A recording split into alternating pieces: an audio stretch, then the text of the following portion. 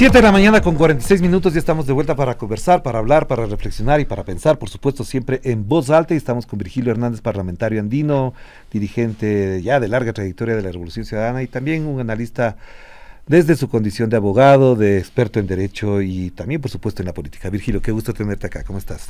Muy buenos días, siempre un gusto poder estar aquí en los estudios de Radio Pichincha. No había visto esta nueva adecuación de la radio, sí, más amplia, de tal manera que eso significa que no me han invitado tiempos. No, pero que la otra creo que has hecho por Zoom nada más. No, yo siempre que me invitan vengo, siempre vengo personalmente, eso. Pero la última vez... Lo que hicimos es agrandar un poquito más allá y sacar a un montón de gente que estaba por ahí.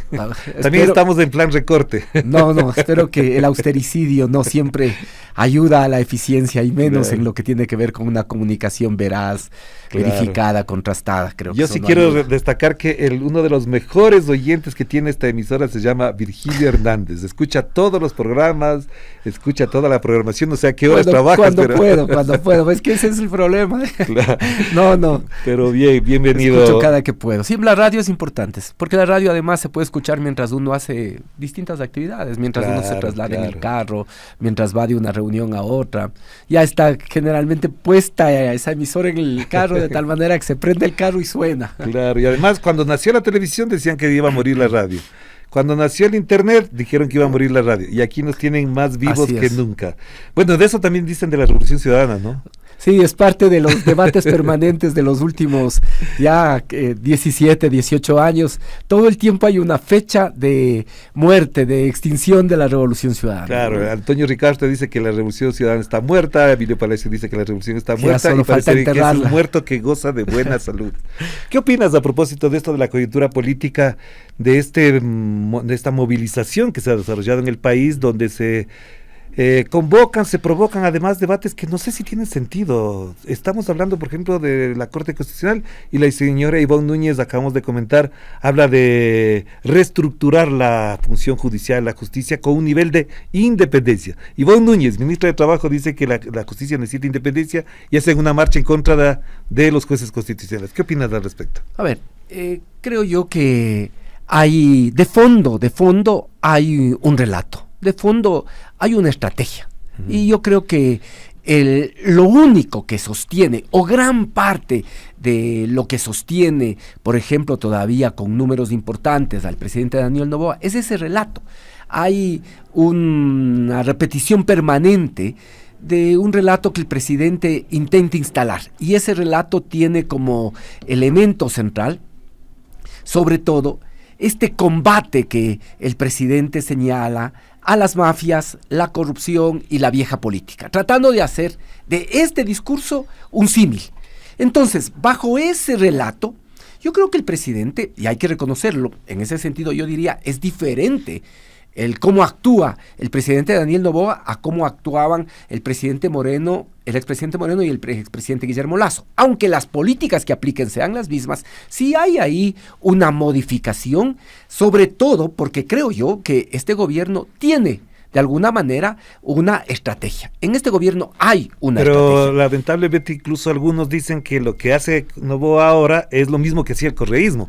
He visto análisis editoriales, comentarios, dicen las formas que utiliza Daniel Noboa son tan autoritarias como las del correísmo. Bueno, las condiciones, los contextos son absolutamente distintos, ¿no? Creo que si se quisiera hacer un ejercicio de política comparada, uno podría decir, a ver, primero, ¿cuál fue la base fundamental que permitió el ejercicio del gobierno del expresidente Rafael Correa? La Constitución y la aplicación de la Constitución del 2008. Se llevó adelante un proceso de reforma, y no solo de reforma, sino de nueva Constitución, aunque siempre en esa Constitución del 2008 también hay instituciones que se preservan, incluso de las que venían de 1978 y muchas de las de 1998. Por ejemplo, este cuento de que el hiperpresidencialismo se fortaleció en la Constitución del 2008, no. Y sucede que temas como, por ejemplo, lo relacionado a la iniciativa legislativa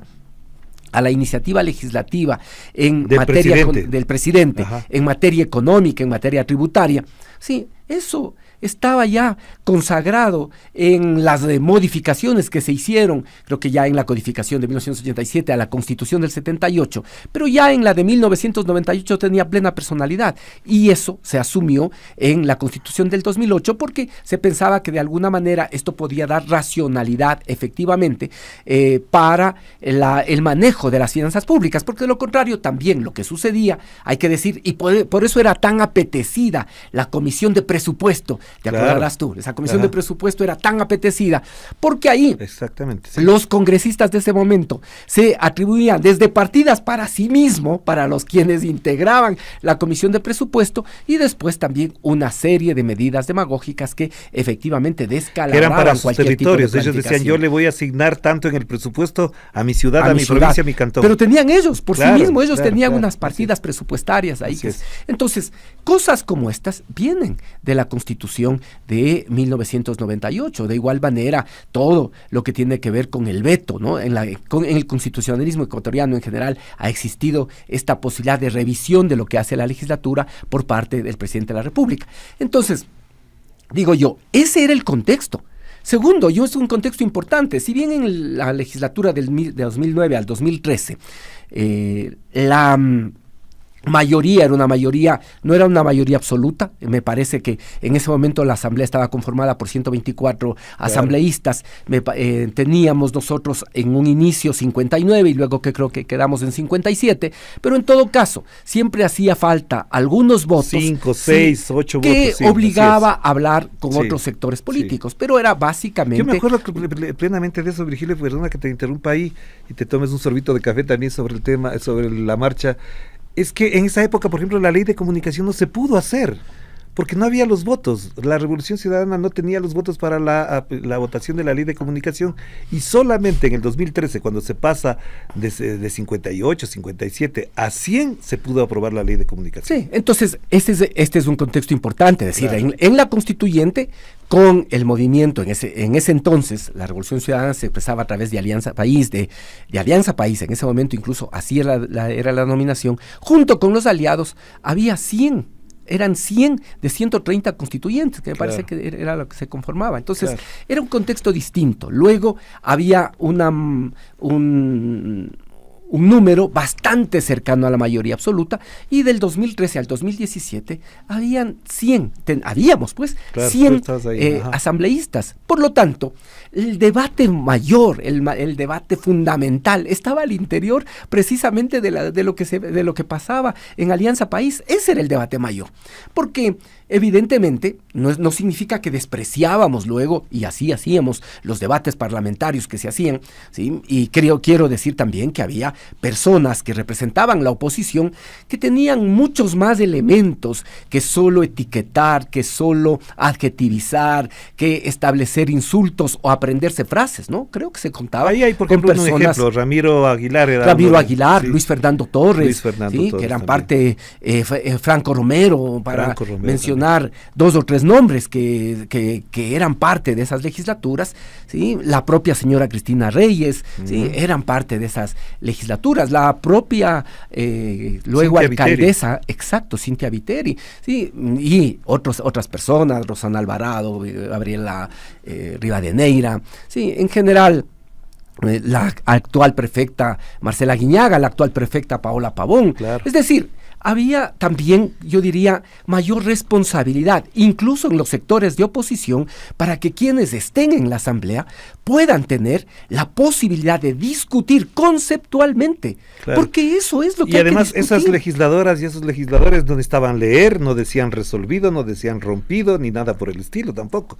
Pero a donde quiero llegar, Virgilio, tiene que ver con que esa comparación, que además de absurda no explica el contexto, lo que está proponiendo el presidente Noboa para esta consulta, que seguramente sería el 14 de diciembre, pasa porque hay 2 preguntas que son claves y que la Corte Constitucional podría desechar.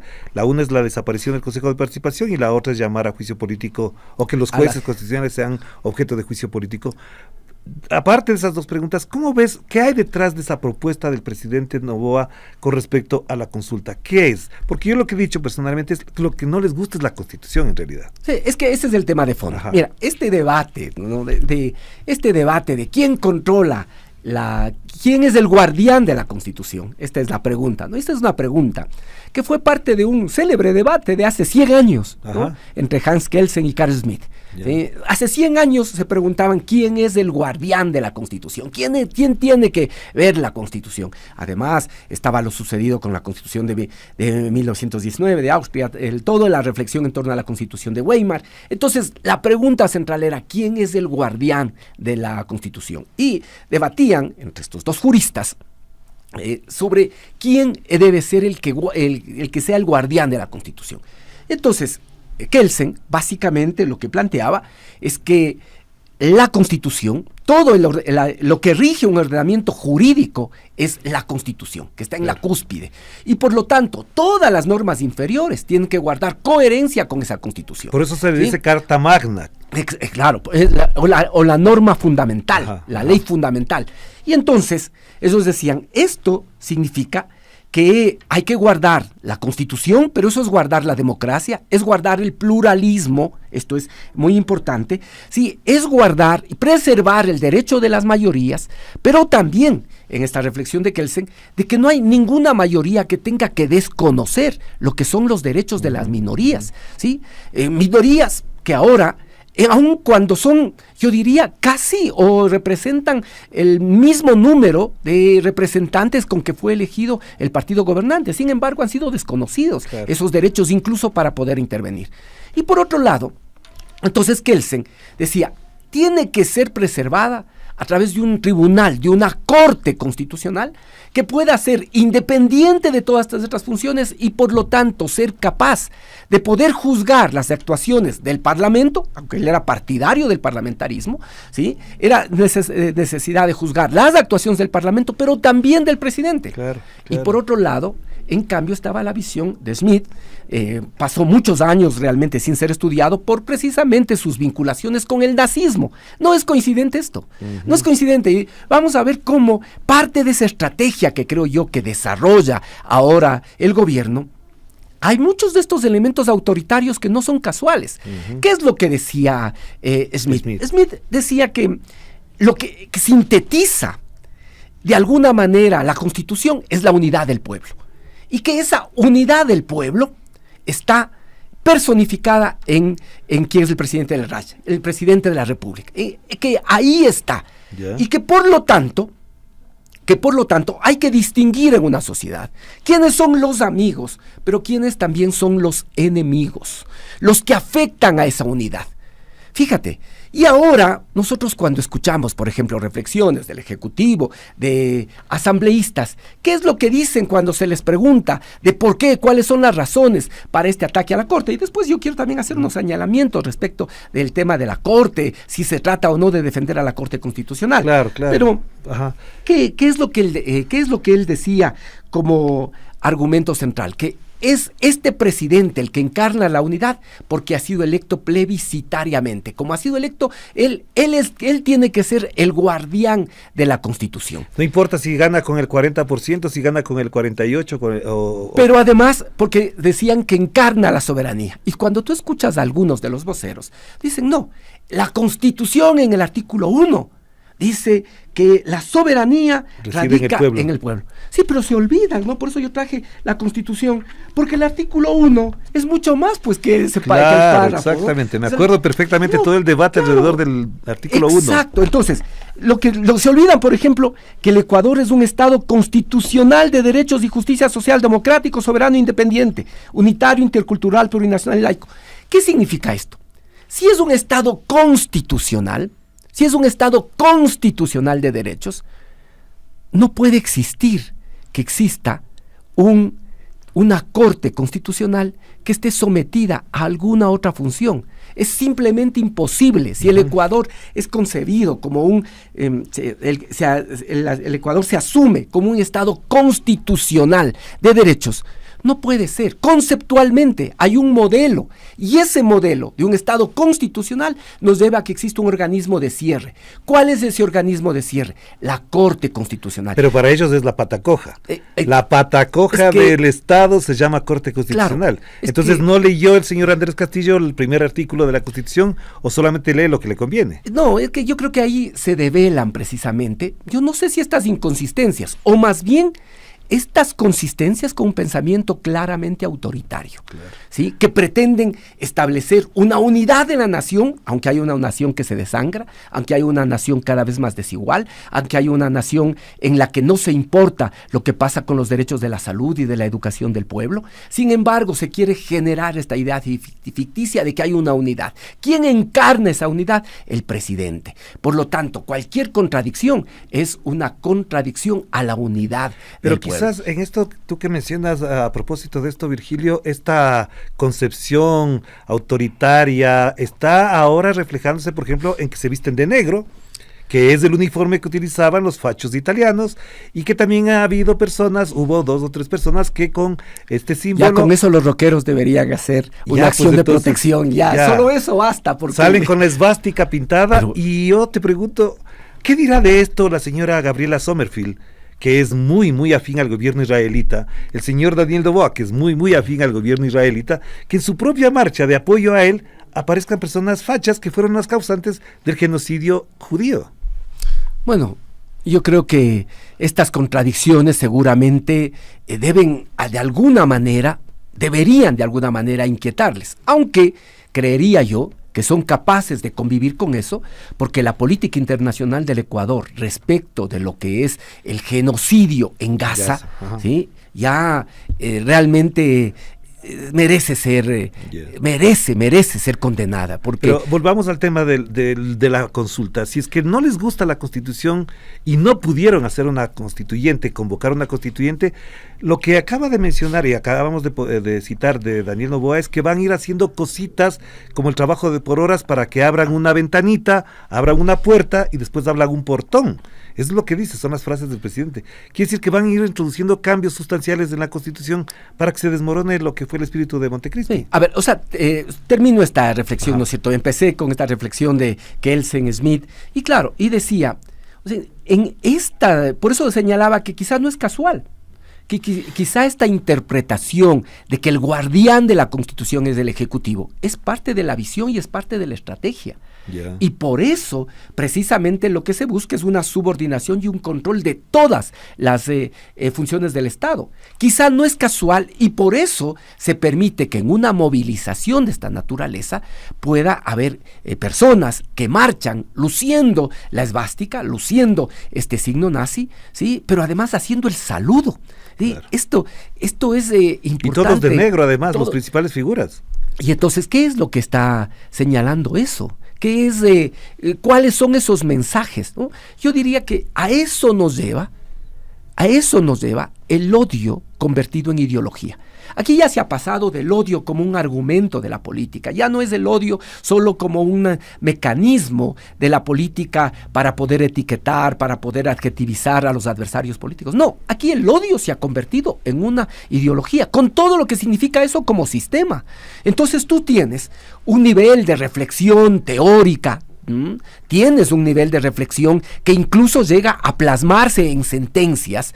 Luego tienes todo un gran aparato de comunicación que todos los días, ¿sí?, alimenta ese odio, pero después también tienes sentido común, que es lo que llega a las personas, lo que generalmente dicen las personas, y eso precisamente, a eso es a lo que pretende atacar la estrategia del presidente Daniel Noboa. Eso pretende condensar con esta trilogía: mafia, corrupción, vieja política. Quiere básicamente etiquetar a sus adversarios y sobre todo a la Revolución Ciudadana bajo esta característica. Y con esta característica puede significar que construye toda una base, ¿no? Ha logrado subordinar a los grandes grupos de poder económico, ha logrado subordinar a los grupos de poder mediático, ha logrado también que las Fuerzas Armadas y la Policía Nacional cumplan un papel claramente político, porque cuando aparecen en ruedas de prensa o cuando aparecen apoyando pronunciamientos oficiales, no es que están cumpliendo con su deber de subordinarse al poder civil, están cumpliendo un rol de actores políticos, ¿sí? Ha logrado incluso empezar a tener, digamos, este relato empieza a generar una justificación en algunos sectores populares que dicen, como hay que vencer a la vieja política, entonces todo vale. Vale que nos suban 3 puntos del IVA, vale los sacrificios que se hacen y que por lo tanto hay una crisis brutal en el sistema de salud, y ya vamos a ver lo que va a pasar también con el tema de educación y todo lo que pasa con los mecanismos de cohesión social. Entonces, ahí hay una estrategia. ¿No te parece que esa estrategia está siendo minada en alguna medida por lo que estamos escuchando y viendo de determinadas personas que ya siendo nada correístas, nada bolivarianas, nada de izquierda ni nada por el estilo, han comenzado a postularse alrededor de su oposición? Hernán Salgado, que fue presidente de la Corte Constitucional, se opone a esto. Joffre Campaña, que no puede decir nadie que es de izquierda, se ha opuesto a esto. Escuchábamos ayer a Agustín Grijalva, que no está con el correísmo, digamos, está en contra de esto. ¿No te parece que haya sectores que se van tomando distancia? Y cuando hablabas de medios, por ejemplo, yo veo escritos titulares en el Diario Expreso que ya no están con esto. Acaban de cambiar al señor José Hernández de Coavisa precisamente porque hay una moderación ya en este tema. Claro, porque es solo relato. El tema es que los relatos tienen que en un momento sostenerse en unos hechos concretos, en unos datos duros de la realidad, pues. Uh-huh. Porque de lo contrario, empiezan esas palabras a contrastar con la realidad. Claro. Y hay cosas que son absolutamente evidentes, ¿no? Uh-huh. Lo de la Corte Constitucional, para entrar en este tema, ¿no? Lo de la Corte Constitucional, me atrevo a plantear una hipótesis. ¿Por qué renunció la jueza constitucional Teresa Núquez? ¿Por qué renunció la Ya sabía lo que venía. Y además estaba en la sala de admisión. Ajá. Estaba en la sala de admisión. O sea, por ella pasa primero la demanda. Exacto, estaba en la sala de admisión. Y evidentemente sabía que lo que se había realizado en la mal llamada Ley de Solidaridad Nacional, lo que se había realizado en la Ley de Integridad Pública, que empezó como al inicio, como inocentes reformas para modernizar el servicio público, y terminaron metiendo incluso lo de menores infractores, de todo eso, sabía que ahí había manifiestas inconstitucionalidades, que rompían con el criterio de lo que tiene que ser una ley económica urgente, que rompían. Uno también tiene, siempre cuando ahora hablo de romper, hay que pensar 2 veces, porque el discurso oficial nos puede llevar a cometer errores a decir hablar. Rompido en vez de romper. Exacto, ¿sí? Pero ellos saben que se rompía abiertamente con lo que ya prescribe la Constitución de la República. Entonces dijeron, no, a tanto no. Ya, otras cosas me he arriesgado, por otras cosas me he jugado, pero a tanto no, porque son evidentes, porque hay en los hechos una modificación del texto constitucional. Y ahí va tu pregunta de fondo, ¿sí? Lo que les molesta es la Constitución del 2008. Claro. ¿Sí? Lo que les molesta es la Constitución del 2008. Quieren modificar la Constitución sin ir a un proceso de asamblea constituyente. No, ellos quieren de facto buscar modificar la Constitución. Y sabes que es más allá de eso, de que los jueces puedan ser sometidos a juicio político por sus sentencias, porque los jueces, si cometen delitos, si cometen otras fallas, ellos pueden ser efectivamente investigados, sancionados, incluso destituidos. Hay un mecanismo que está previsto, ¿no?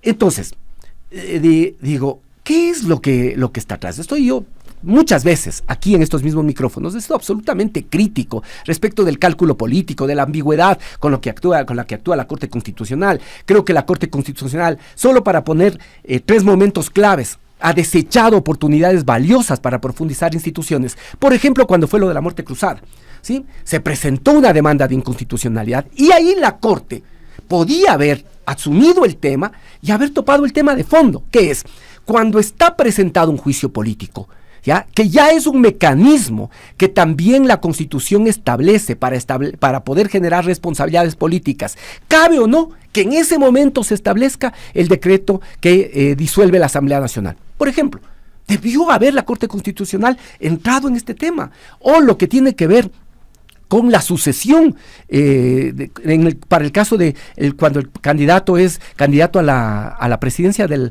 la República y al mismo tiempo candidato, ¿sí? Tenía, o que resolver. O lo mismo lo que tiene que ver con la vicepresidenta, con la sucesión en el caso de este último que acabamos de pasar. O de ausencia o de renuncia. O de ausencia. Claro. Tenía la posibilidad no de desarrollar. No lo hizo. ¿Por qué? Porque actúa con cálculo. Claro. ¿Sí? Entonces no se trata aquí de defender a los magistrados. No es que ahora también defendemos a los magistrados y por ende, ¿no? Porque así es como hacen esta reflexión tan básica. Ahora la Corte ya se ha vuelto correísta. No se trata así. Se trata de que en el diseño del 2008, de la Constitución del 2008, y debatimos, ¿sí? Por eso traje a la colación esta discusión de hace 100 años, ¿no? Debatimos cuál queremos que sea el órgano de cierre. ¿Sí? Volvemos a esta experiencia del Tribunal de Garantías Constitucionales, porque no solo es el cuestionamiento a los fallos y la posibilidad de juicio político por sus fallos, es más que eso. ¿Qué va a pasar el momento que una corte sea juzgada por 77 asambleístas que en este momento constituyen la mayoría? ¿Qué va a pasar? No solo que se va a cuestionar y se van a echar abajo los fallos que no le gusten, no. Lo que va a pasar es que esta propia Corte va a tener jueces intercambiables cada vez que haya un fallo que les disguste, que les incomoda. ¿Por qué? Porque si se cambia, si se enjuicia políticamente, ¿sí? Vas a tener una lista con la que tú puedas saber a qué jueces quieres llegar, qué jueces quieres que estén. Claro. Entonces vas a volver a esta debilidad institucional que tenías en Tribunal de Garantías Constitucionales, Tribunal Supremo Electoral, así se llamaban estas instituciones, Contraloría, Procuraduría. Acuérdate tú que eres un periodista que has recorrido mucho. Cada vez que había cambio de mayoría, había cambio de estas instituciones. Claro. Ya se alistaban y ya se conocían Virgilio, cómo se iban a conformar estas instituciones. Para cerrar, entonces, hay una pregunta clave en todo esto. Tiene que ver con qué esto está ocurriendo, porque no hay una fuerte oposición y tampoco no hay una resistencia popular.